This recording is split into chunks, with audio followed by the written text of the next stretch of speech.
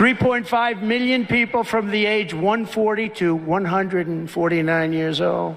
Where they could go, look, here's 1,000 people who would be 220 years old.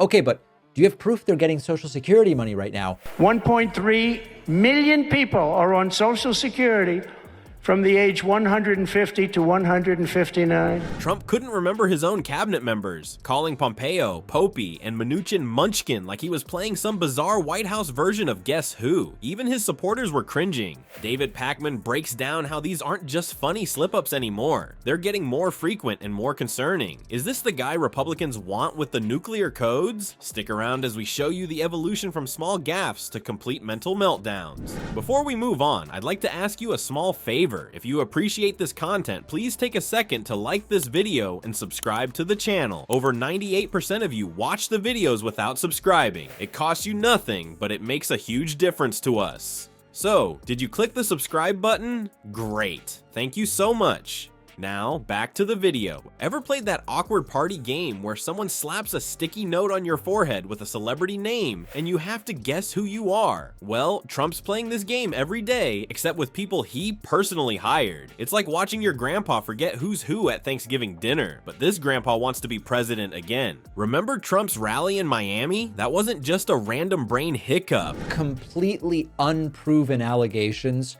about millions of people older than 150 because there's no evidence that it's going on. Trump even goes further and says there's a 360-year-old person who is, I guess, getting paid, receiving fraudulent Social Security payments. They've not presented a shred of evidence. It's part of a pattern that's getting worse faster than his spray tan is getting orange. Let's rewind the Trump blooper reel to see how we got here. Back in the day, Trump had what people called quirky name slip-ups. Remember when he called Tim Cook Tim Apple? Or that time he somehow confused September 11th with a convenience store and called it 7-Eleven. Those were the good old days when we could all laugh it off as just Trump being Trump. But now, our favorite orange turd can't even remember the names of people he personally hired and dramatically fired on national television. Welcome to Who's That Trump Guy?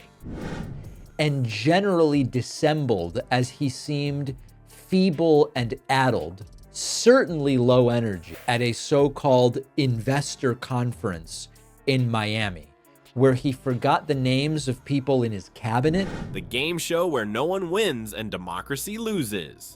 In today's episode, we watch as Trump tries to identify members of his own cabinet. Let's play along. Round 1. Trump points to his former Treasury Secretary and says, that guy with the hair who did the thing with the, you know, the money guy. Congratulations if you guessed Steve Mnuchin. Trump lovingly referred to him as Munchkin. Yes, like the little people from Wizard of Oz. Nothing says presidential like nicknaming your Treasury Secretary after fictional tiny people. Round 2.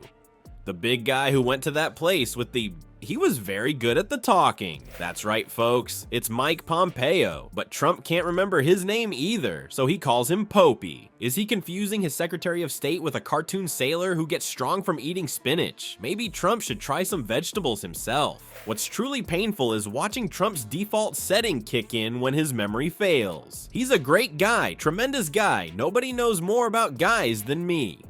Meanwhile, the audience squirms uncomfortably as they witness the former president of the United States struggling to identify people who worked directly under him for years. While cabinet confusion is bad, Trump's recent discovery about America's undead population is downright mind-blowing. The former president has now informed us that 3.5 million Americans aged 140 to 149 years old are currently collecting Social Security checks.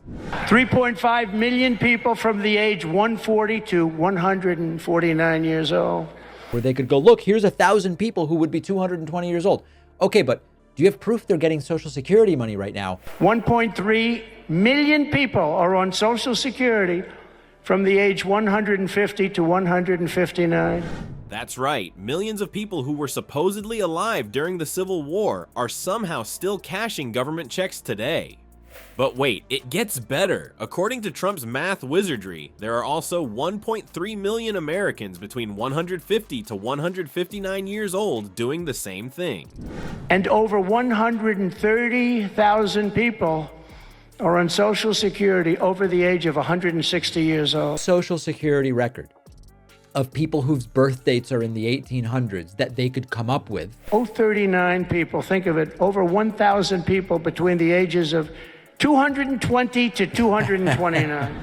I'm starting to think Trump's been watching too many Marvel movies. Maybe he thinks Wolverine is real and there's a secret society of immortals draining our national resources? The Social Security Administration must be absolutely baffled by this revelation. The crown jewel of Trump's alternative reality is his claim that there's one American who is, hold on to your dentures, 360 years old and still collecting benefits. This super senior would have been born in the 1660s, more than a century before America even existed. Perhaps they signed the Declaration of Independence as a spry 114-year-old? Talk about impressive longevity. When will they show us the proof of this? The answer is never. Now, people who, if alive, would be 160 years old on some list, and those people receiving payments. When faced with these absolutely bonkers claims, did Trump backtrack or admit confusion? Of course not. He doubled down harder than a blackjack player with 2 aces. It's like watching someone point at the sky during a clear sunny day and insist it's midnight.